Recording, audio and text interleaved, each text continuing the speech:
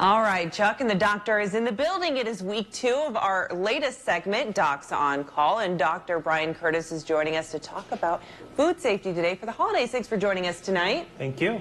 Talk about what you think is the biggest problem or the biggest mistake when it comes to handling food during the holidays that can maybe lead to people getting sick. Yeah, I think the biggest one is keeping food separated. So keeping vegetables and meats, especially chicken and turkey, away from things, and then cleaning up the environment after you're done.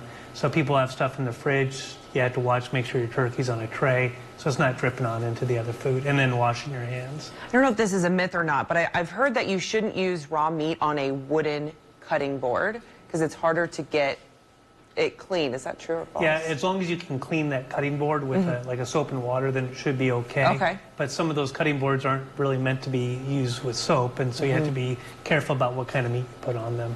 All right, and we had somebody from Pekin give us a question. How much salt is too much salt? He says he's a 45-year-old man in good shape, but he's really concerned about his salt intake. So how do you keep an eye on that without maybe obsessing over it? Yeah, so usually the upper limit of normal is about 2,300 milligrams, which is about a teaspoon a day.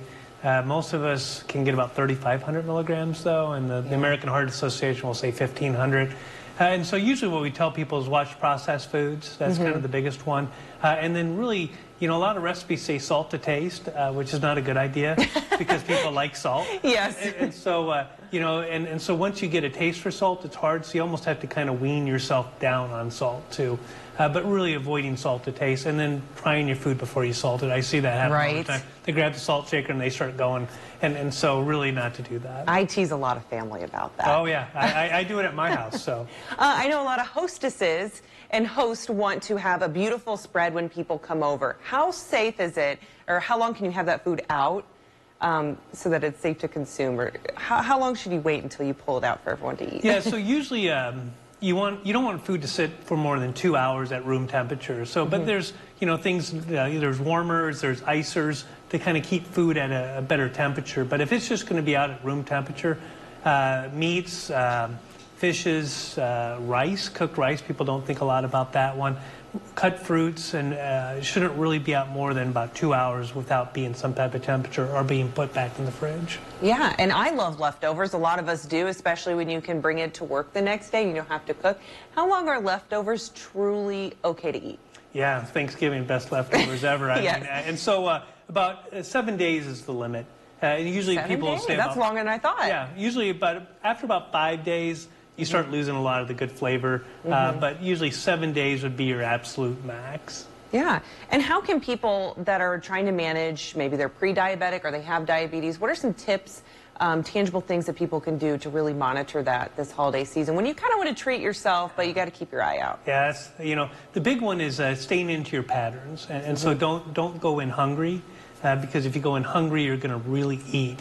And it takes your stomach about 30 minutes to catch up. So me and my brothers growing up, we'd go in hungry. And so, but don't go in hungry. Walk before you go. Walk after. Smaller plates, smaller portions. Put your fork down when you're eating.